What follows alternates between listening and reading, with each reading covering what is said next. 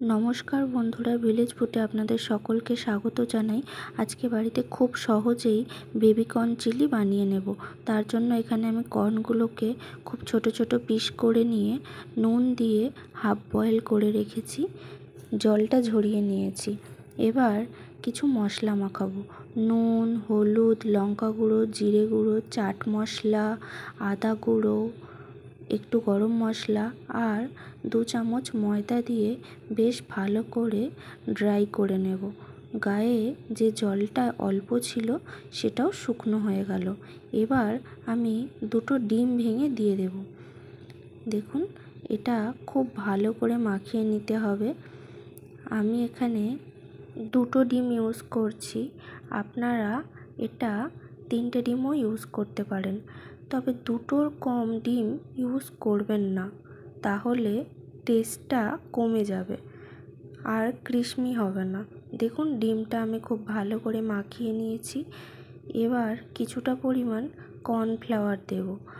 আপনাদের কাছে যদি কর্নফ্লাওয়ার না থাকে তাহলে আপনারা ময়দা ইউজ করতে পারেন। এখানে আমি 100 গ্রাম কর্নফ্লাওয়ার পুরোটাই দিয়ে দিয়েছি, কারণ আমার এখানে কর্নের পরিমাণটা অনেকটা। আপনারা এটা একটু বুঝে দেবেন। দেখুন, এখানে আমার খুব ভালো করে মাখানো হয়ে গেছে। আমি এখানে ড্রাই করে মাখাইনি। এবার একটি কড়াইতে বেশ ভালো করে তেল গরম করে নিয়েছি। কর্নগুলো খুব ভালো করে লাল লাল করে ভেজে তুলে নিয়েছি। আবার একটি কড়াইতে কিছুটা পরিমাণ তেল দিয়ে একটি ক্যাপসিকাম ছোট ছোট করে কুচিয়ে রেখেছিলাম, সেই ক্যাপসিকামটা ভেজে নিচ্ছি। ক্যাপসিকামটা ভাজা ভাজা হয়ে গেলে এরকম বড় বড় করে পেঁয়াজ কুচিয়ে রেখেছি আর কিছুটা পরিমাণ রসুন কুচিয়ে রেখেছি, সেগুলো দিয়ে বেশ ভালো করে ভেজে নিচ্ছি।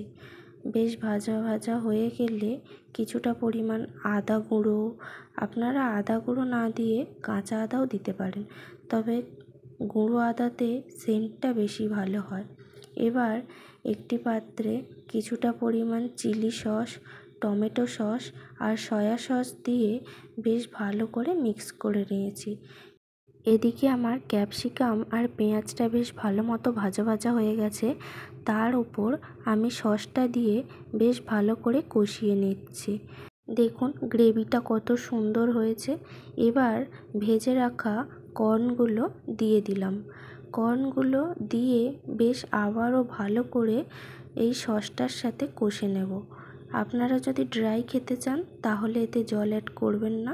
আমি একটু গ্রেভি করতে চাই, তাই জন্য কিছুটা পরিমাণ জল দিয়ে দিলাম। তবে খুব বেশি জল দেব না, অল্প জল দেব। জলটা দিয়ে একটু লো ফ্লেমে বেশ ভালো করে সেদ্ধ করে নেব। এবার পরিমাণ মতো নুন দিয়ে দিলাম, ওপর থেকে সাদা তিল ছড়িয়ে দিলাম। এবারও সাদা তিলটা সেদ্ধ হওয়ার জন্য একটু লো ফ্লেমে ফুটিয়ে নেব।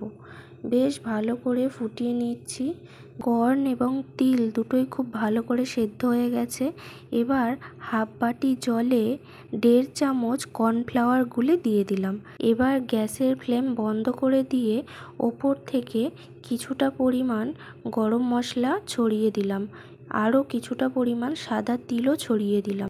দেখুন কত সুন্দর দেখতে হয়েছে, আর এটা খেতেও অসম্ভব সুন্দর। আপনারা বাড়িতে একবার বানিয়ে দেখুন। আপনাদেরটা কেমন হয় কমেন্টে জানাতে ভুলবেন না।